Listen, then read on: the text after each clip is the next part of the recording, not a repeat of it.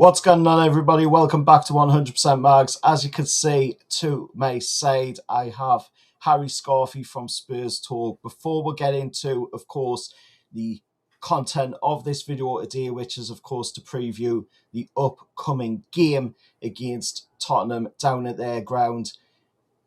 Harry, do you want to introduce yourself to the audience, mate? With pleasure. Firstly, thank you very much for having me, and welcome into everybody that's joining.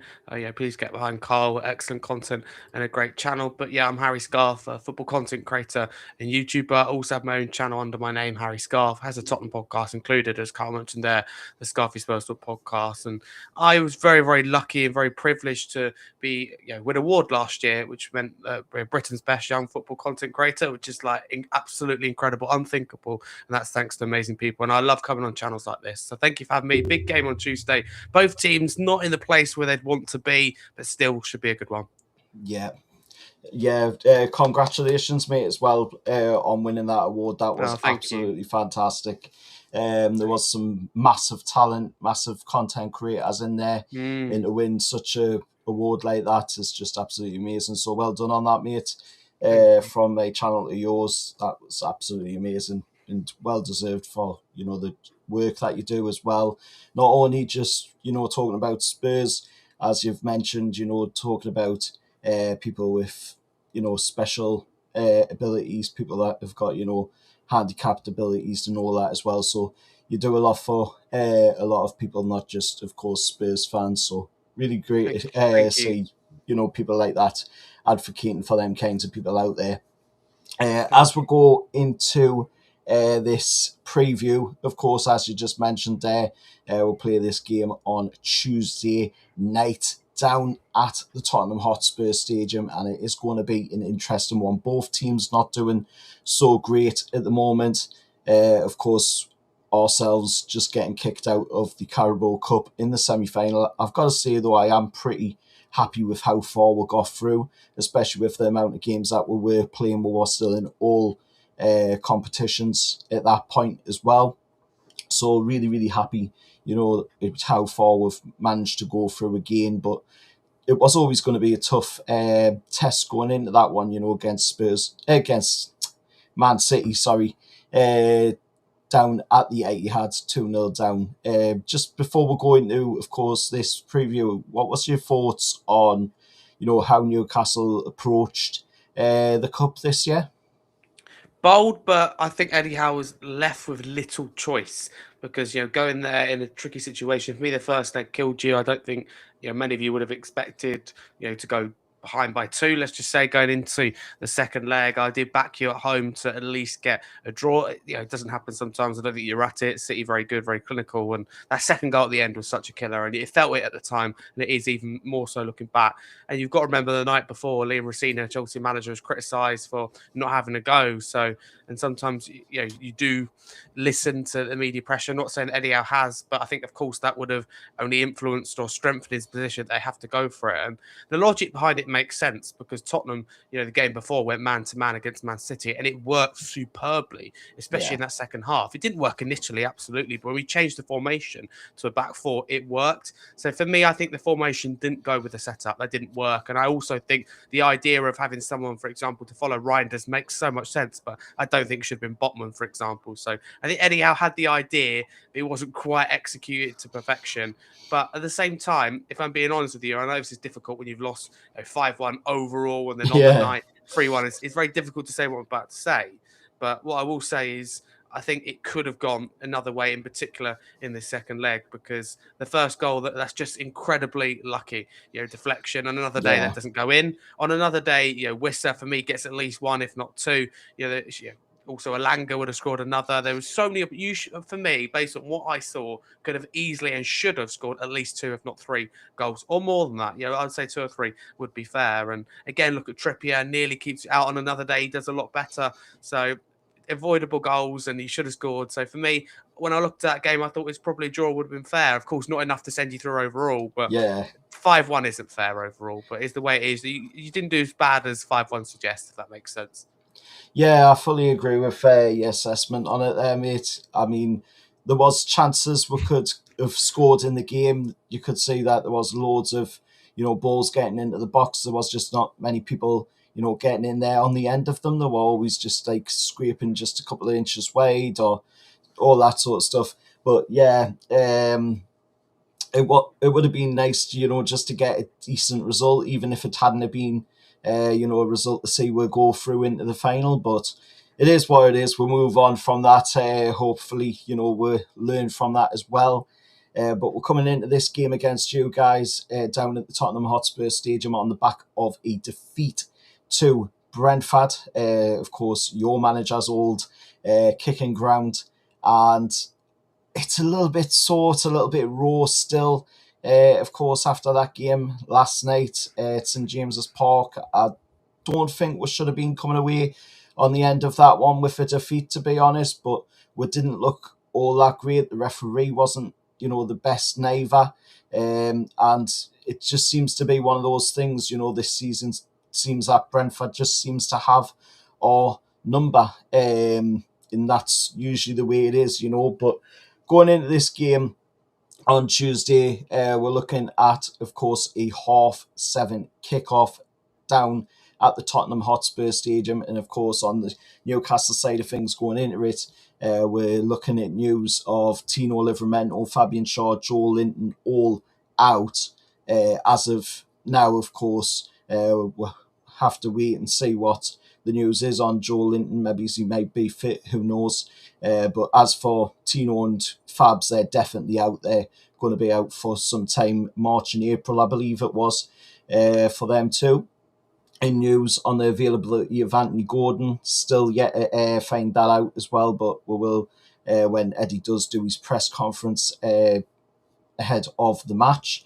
And Miley as well is still awaited. Thankfully, we did get to see Bruno come back into the game against Brentford yesterday, and it was a breath of fresh air to see him in that midfield, to be honest, because the way, he commands himself in that team, the way he commands himself in the midfield forward is, it's just something that we have missed for them games that he has been out. And just touching on that, I mean, looking at Newcastle United's team of what is available right now going into the game, is there any players that, you would be looking at there thinking we need to isolate them, we need to stop them if we are to go into this game and win? Usually, yes, but of course, you've been struggling for form at the moment, and Eddie Howe's been very open about that, and I love the honesty. I think it's refreshing to say that, listening to him post-match, watched the game yesterday, and it was one of those we felt you just weren't there, in particular in the second half. Brentford were good. I agree that probably didn't deserve to lose, but Newcastle at home, usually I'm expecting the performance and a result, and neither of those things have really happened at all for much of this season. But listen, for me, it would be Gordon. Of course, you said there you're not sure about the situation. We find out more from Eddie Howe. And I know, as far as I'm aware, tell me if I'm wrong, Gordon's a player that does get a fair share of criticism. And sometimes I understand why. But I think in terms of ability, he's very high. And I think whenever I watch him, whether it be against Tottenham, but most of the time against other opponents, I think he looks very good. Not perfect. And I get the frustration, right? Sometimes the lack of effort, or you're thinking, so close to, you've got to do better. But I also think that he's a really good player. But in terms of who scares me that is available, the likes of Harvey Barnes, I think is a real threat. If you've gone back 2-3 months ago, Nick Voltemada, of course, would have been that threat. Unfortunately, really struggling for a goal. I think you have to cater to play for him, if I'm honest with you. And that's never ideal, of course. You get a new sign and you go, look, we're going to have to completely change the way we play. But in reality, he doesn't really suit the way that you currently play. Visser, he needs to hit the ground running. That's the thing, and he hasn't so far. For me, I think he needs to really kick on now because he's a great player and looking lively, looking better. But still, again, the money you pay, I think he's capable of a lot more. Your midfield is scary, no doubt about it. Guimaraes, I don't think he had the best game yesterday, if I'm honest with you, but what a player. Tonali, the engine room, just keeps running. He's a dangerous player. But I'll just mention this. He's not someone that Tottenham should watch, but he's someone that should be admired, Lewis Hall. For me, every time I watch him, I think, crikey, he's super, super impressive. I'm sure you could tell me even more. I'd love to hear. But whenever I see him, fantastic player, right? And he was getting a lot of kind of praise. And I was like, okay, I want to watch him. And I haven't been disappointed, put it that way. And no worries about Livramento when he's fit, which isn't often, sadly, on the right-hand side. And I think, when they're fit, what a pair of fullbacks you have in Lewis Hall and Livramento, That's the thing. If you think think of Newcastle, you've got the kind of core right. I mean, I don't know about the goalkeeper, but let's just say, you've got the full-backs for me, you've got the midfield, you could potentially have the attack, Gordon, Barnes, again, if you can find, whether it could be Voltamada or Whistler, someone that's up and firing, so you can get it right. That's also frustrating, but I think injuries have, cost you. Home form, believe it or not, has cost you. But no, there are definitely players that Tottenham should watch. And to be honest with you, Tottenham need to also focus on themselves because the performances haven't been there. We haven't won a league game in 2026. So things like that are concerning, and we need to need to get it together because we are in relegation form. Frank has the worst form of any manager of a top 6 club ever in Premier League history. So things like that are quite damning, and I am behind him. But you read that and you think that's not a good look. So we need to turn it around because realistically, we're 6 points from the drop, and because after this we've got Arsenal, we've got tough games like that coming up. Palace, Liverpool, Tottenham could get dragged into something quite nasty, and it's not a good look. Yeah, I fully agree with your assessment there on like the players to watch out for from us. And as you mentioned, I mean, Lewis Hall, of course, Lewis Hall, absolutely brilliant player. And as you mentioned as well, Tino Livramento when he's fit, which is, as you said, very rarely, unfortunately, because he does get a lot of injuries, which is hopefully something that we can, solve going forward. But when they're both fit, definitely, the best fullbacks out there in the Premier League, possibly out there in the world of football. Absolutely brilliant lads, and definite future current England fullbacks even. And as you mentioned as well, Lewis Hall's just doing absolutely brilliant right now. He just constantly impresses you every single game. That game against Brentford again, yesterday was just absolutely brilliant. The way he was taking the ball past players, he just seems so confident on the ball.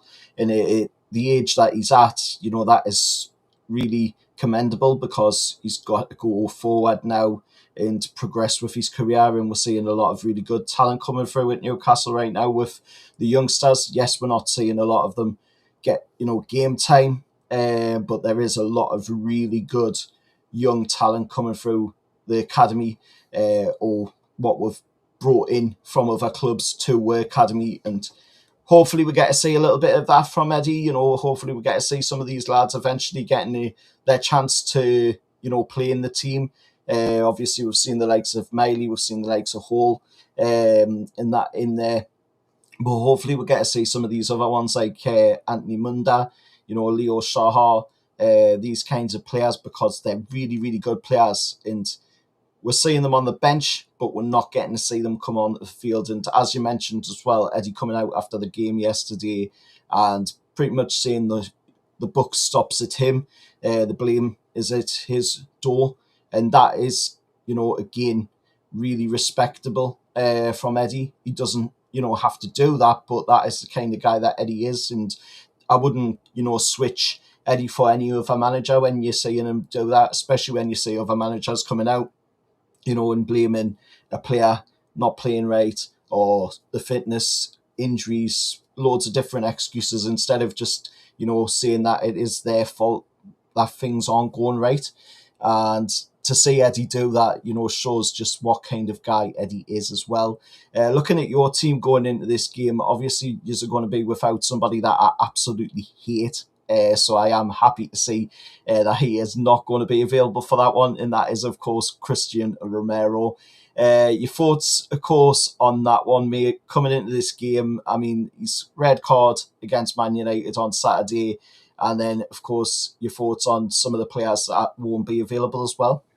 Yeah, frustrating because, listen, I hate to make excuses. I don't like to focus on injuries, suspensions, or referees. That's my general rule of thumb. But it's now got to a point where I go, what is actually gone wrong? And listen, fans would like to go, oh, this is why we're losing. I'd rather go, right, what's the problem? How do we sort it out? For me, there has to be something fundamentally wrong with the way we train, or there's something wrong with the training facilities. Because that's the thing, we've got a new stadium and new training facilities. For me, something's wrong with one of them. And I put that out there. And I know I don't want to be a conspiracy theorist, but I think something's wrong because we had the same issues under Ange, right? And it's not necessarily extreme, but like City, we're down to 11 senior players in the second half. And it's not going to be quite as bad in this game. At the moment, 11 are confirmed to not be available, and it could go up to 12. So again, I'd rather us refer to the academy than square pegs and round holes. That is within our control. That is on Thomas Frank, and something that is within our control. And that's what makes it even more annoying is Romero yesterday. And the frustrating thing is, before he got sent off, and with that move that he got sent off, he took on 3 players. He just didn't release the pass. So he's taken a heavy touch and then left it unnecessarily on Casemiro. And even Frank didn't know after the game that Romero has got the most red cards out of any Premier League player since he's joined the Premier League. So sometimes you have to go, as a captain, is that the right thing to do? And it's been a car crash of a week for Romero, from fine behind the scenes for, I think, speaking the truth, but anyway, speaking out against the owners and the board, which of course, it gives the manager headaches. It's questions in the media, etc., and it's pressure, what to do and how to handle it. Not for the first time we've done this, by the way. It won't be the last either. And then, boom, getting sent off as well. It's just crazy. And for Newcastle fans and football fans' information, if people don't know, Romero's called out the owners and the hierarchy 5 times now since joining the club. And very rare do you have a player that is that public. And Romero wears his heart on his sleeve. He's one of those players, right? You hate him if he's not on your team. I admit that, right? Richarlison's another one that we have. He's also injured, funny enough. But the thing is, he's one of those you hate, and I get it. Like, we used to hate him when he was at Everton, Watford. It's exactly the same. It's the way it goes in football. You have those scapegoat kind of shithousey players, don't you? And both of them are one of them. But with Romero, it's just incredibly frustrating, that red card. But you have someone that publicly against the owners, by the way, it's just crazy. It's unheard of in football. And what he's saying is what the players are thinking, because they like his social media posts, and us fans like what he's saying. But when you give it the big please don't do something silly on the pitch. It's not a good look. So part of me thinks, what a great captain, because he's a world-class player, speaks on behalf of people, but a great captain doesn't go down to 10 men against United, 0-0 when he gets sent off and we lose the game 2-0. So factually and technically cost us the game. So no, he is unavailable for 4 games as well, and he won't be available till March. So honestly, absolutely. I know. So he misses Arsenal, you guys, I think Liverpool's in there. They're just the games that he misses. You think, really? So we're going to have to play like Archie Gray there, or, drag us in, really? Thank you, Christian. So no, that's within our control. But no, listen, we're getting to the point where we are down to bare bones, but everyone's going to experience injuries. That's why it's on the club to act in January, and we didn't act. That's the frustrating thing. In fact, we were keen to sell players at Brennan Johnson. Yeah. On Brennan Johnson, I mean, has it really caused much of a problem saying, a player like that leave to go to, what's basically a rival team? I know, that's the thing. I know, literally, we might be rivals for relegation at this rate. But no, what I will say is that taking that money for Brennan Johnson makes sense, but it only makes sense if you have a replacement lined up. That's the thing. We brought in Conor Gallagher, and I'm really happy with that. And someone who's 19 years old in Sousa, for the future, looks good, profile's good, fantastic. And Gallagher clearly for now, but it just feels very sideways. You're going bye top scorer last season and in Brennan Johnson, and we're bringing Gallagher. And the thing is now, at the club, we have one fit winger in Wilson Odobert. It just doesn't make sense to be a club that's trying to compete in the Champions League and League, and you have one fit winger. And with everyone fit as well, it's not an injury excuse, because when everyone's fit, I'd argue we just have 2 in Odobert and Kudus, because Kulusevski's now seen as more of a 10. Madison, of course, in the 10. So there's not really out-and-out wingers. And even those that we think are wingers in Tel have declared himself as a striker. He's not played there, but he says, I'm a striker. So you have to take it from the player, I suppose. The point is, we don't have a lot of wingers. We don't have quality or depth in attacking positions, apart from that. So no, it's extremely frustrating. Johnson was selling in for the right thing, because he hasn't hit the ground running at Palace. And he's one of those players that doesn't suit Frank's system. He's a clinical player, but he's not a fantastic footballer. He doesn't have many desirable qualities, but having said that, goals are all that matter in football. And he was that guy at the back post, right place, right time. And I loved him when he played for the club. But at the same time, 35 million, I think it's around the fee it was. we're not going to get that in the summer. We get probably 25. So I like the club are changing their approach under a new board and cashing in while we can. But again, we just spent that money on Gallagher. So I look at the window and gone, we've spent no more than we brought in, right? And I get it makes sense from the business point of view, but right now we're 14th place in the table with tough games coming up. Logic tells you we're going to slip down to 15th, 16th or lower. Act. Do something. Well, before, for example, top 10, top 8 slips away. And to give people an idea, like Opta, for example, predict that Tottenham now finish 15th place. And that, I think, is the highest that we're looking at. And people know that Opta can be really positive. And it's not something we should all go by, but it does also tell you roughly where you're expected to be. And 15th for Tottenham after finishing 17th last year, again, it's sideways. It's really disappointing. And that's the thing. We're not going to progress probably too far in the Champions League. That's only why Frank's in the job. So I could go on for ages, but Johnson's the right thing to sell him, but why no replacement lined up? Yeah, I just, when I seen it, that move, I was like, really? It's a rival team? Why? I mean, that's like us, selling somebody to the bloody Mackhams or Middlesbrough or something. It's just absolutely crazy, You shouldn't be saying that. You shouldn't. We keep trying to do it to West Ham, like we're trying to give them Kinski and things like that, which would have left us without a number 2 goalkeeper. And they're not only are they a London rival, but they're not too far behind us, sadly. It's the state of affairs we're in. So just thinking, hang on a minute, stop helping people around you and put yourself first, sign some players. And I'm not asking the club to replace the 12, 13, wherever it may be, or 11 players that we've got injured. I'm not asking that, but I am asking for 2 or 3 decent signings rather than 1. I think is realistic. And January window is tough because it's short. And not many clubs want to let replacements go because they can't bring a replacement in. But City signed Semenya and Gueye, and they proved that it is possible when money talks and planning's done. And Tottenham done neither. Yeah, fully agree with that, mate. As Lucas said there, he's going with a 1-1. Lucas, of course, regular guest to the channel, of course, when we do Arsenal games, going through a little bit at the minute, but I hope he gets better soon on that one. But yeah, as Lucas mentioned there, he's going with a 1-1 score. With that being said, what's your score, mate, going into the game, and we'll wrap it up there. Thank you again for having me. It's score prediction. It's tough. I hate to be negative. I'm someone that likes to be positive, glass half full, but it's very difficult at Tottenham right now, and our home form is concerning.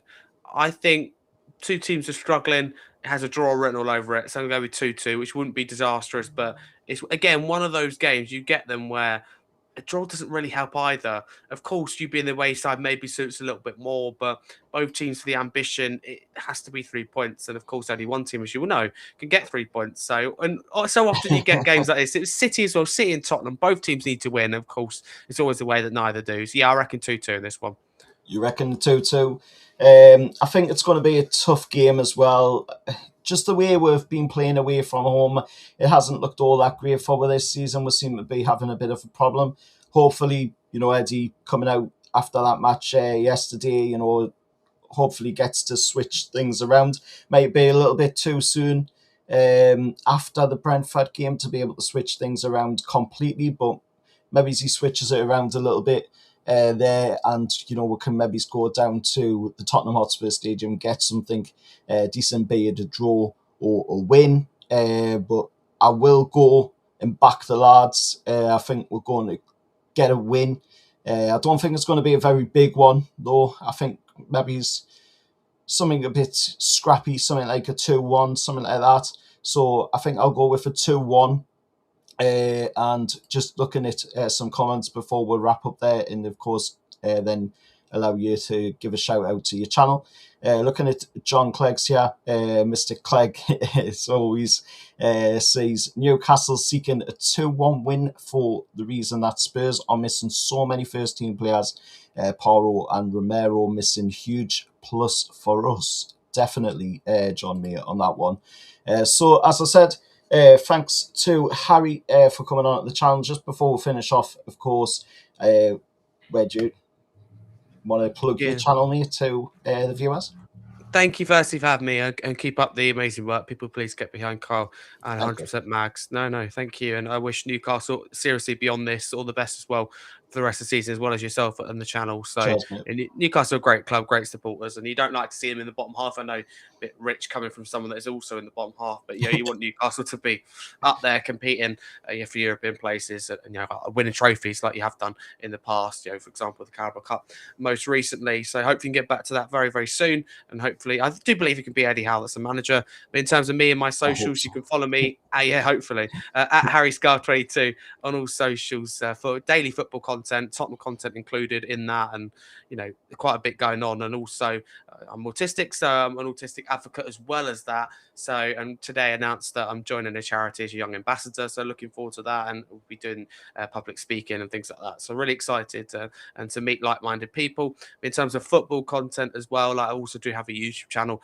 under my name, Harry Scarf, and has a Tottenham podcast, a Premier League podcast, and it is daily, daily news about every Premier League club as well as Tottenham. So a lot going on in a minute. So I always think, what do I advertise first? So no, a lot going on. But so if you can support, that'd be massively appreciated. But make sure you subscribe to this channel. We'll surely have already. But if you haven't, please do so. Yeah, brilliant stuff, Harry, mate. Like you said there, definitely go support Harry on his channel. Go support him in his work with people with special needs because that is something that definitely needs supported. And yeah, thanks for coming on, Harry, mate. It's been a pleasure talking to you going into this game against you guys down at the Tottenham Hotspur Stadium. Thanks to everybody that's tuned in, of course, for the preview, and let us know your thoughts, of course, down in the comments below. Anybody watching on repeat, of course, as well, down in the comments below. Let us know what your thoughts are going into the game. And we are out of here. How are the lads?